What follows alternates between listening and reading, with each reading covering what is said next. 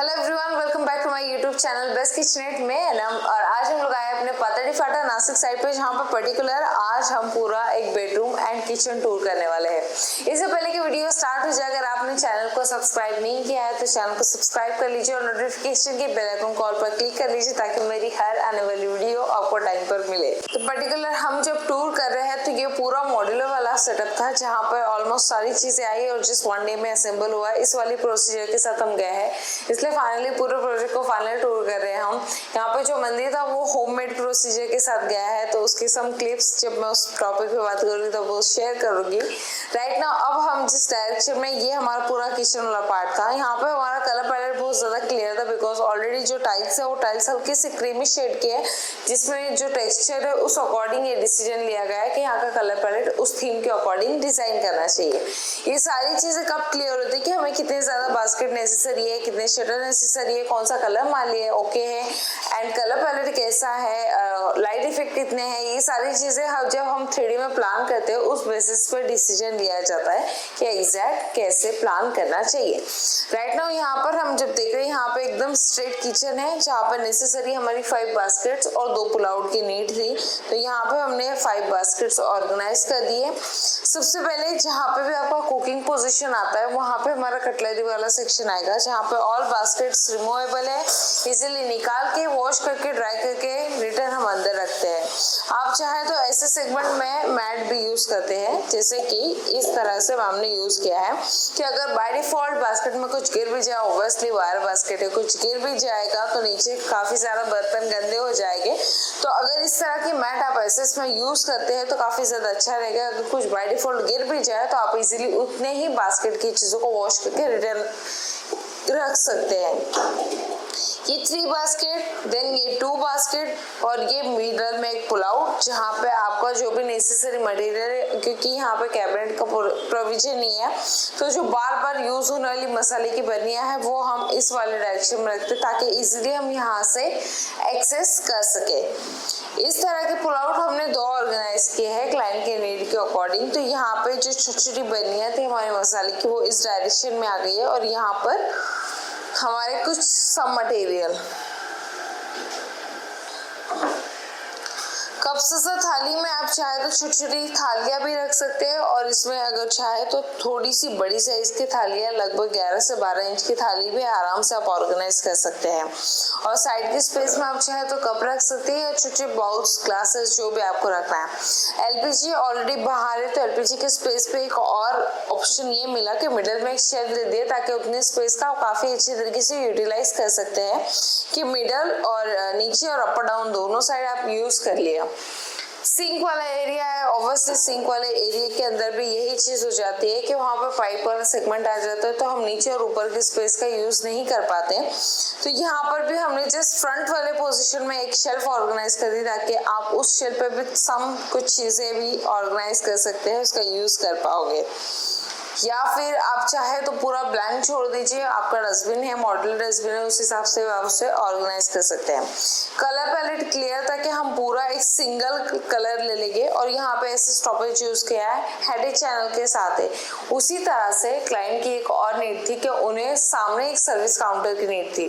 Service counter को अगर आप देखोगे तो सर्विस काउंटर में हमने इस तरह का एक सर्विस काउंटर ऑर्गेनाइज कर दिया, जिसको एक एग्जैक्ट अप्लायंसेस के लिए यूज किया जा रहा है। ऑलरेडी ये सर्विस काउंटर बना हुआ था, काफी छोटा था, जिसको हमने फ्रंट से एक पट्टी देते हुए और थोड़ा सा डीप में बड़ा कर लिया।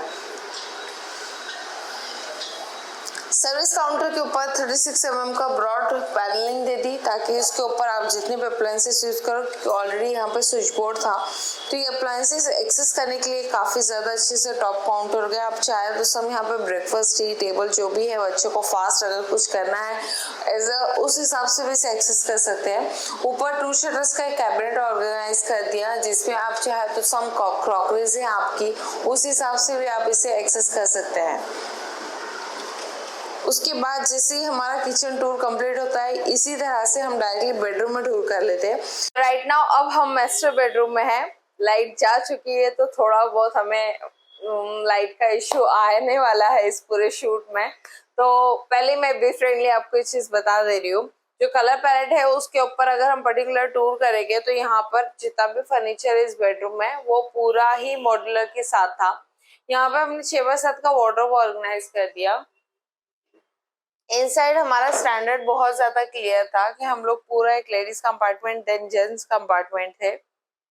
उसके बाद हमारा यहाँ पे जो हैंडल का फिनिश का बात था, तो यहाँ पे हम पूरा सिल्वर थीम के साथ कंटिन्यू किया है हमने, क्योंकि ऑलरेडी क्लाइंट का जो सेकंड बेडरूम है एक्चुअल में देखा जाए तो ये पूरा 2 BHK फ्लैट है जिसको हमने पूरा 1 BHK के अकॉर्डिंग ऑर्गेनाइज किया है।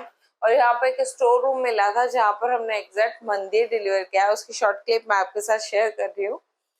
और यहाँ पर जैसे वार्डरोब ऑर्गेनाइज हो जाता है, बिल्डर की तरफ से लॉफ्ट था तो लॉफ्ट के ऊपर ऑलरेडी पीओपी इसको डिस्टर्ब कर रही थी, तो हमने जस्ट पट्टा दे दिया और देन उसके बाद हमने जस्ट शटर देते हुए इसे पूरा हाइड कर दिया और हैंडल्स दे दिए।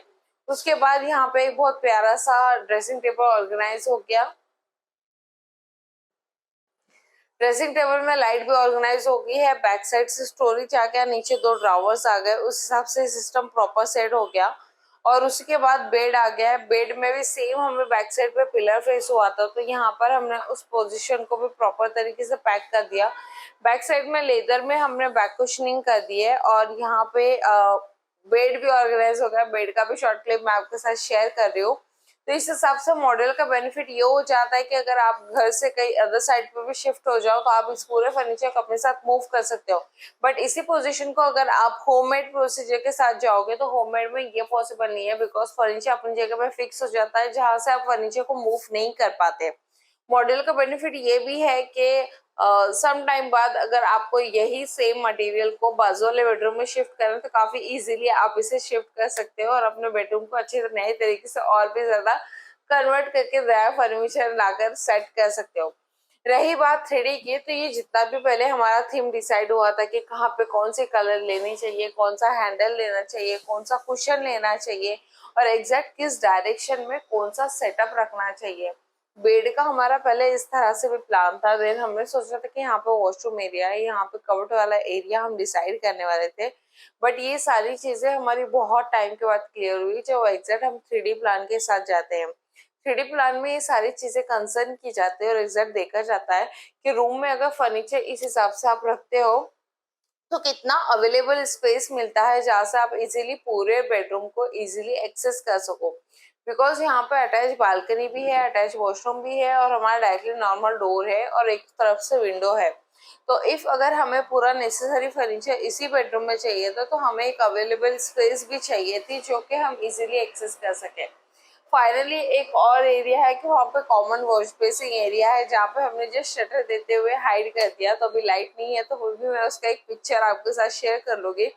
तो अगर आपके भी कॉमन वॉश बेसिंग वाले पार्ट को आप हाइड करना चाहते हो तो इस तरह का हिडन वाला फॉर्मूला भी आप एप्लीकेबल कर सकते हो कि जस्ट शटर देते हुए उसे हाइड कर दीजिए एंड उसी के नीचे आप अपना normal dustbin, hand wash, Harpic, जो भी मटेरियल आपको हाइड करना है आप इजीली उसके नीचे हाइड कर सकते हो।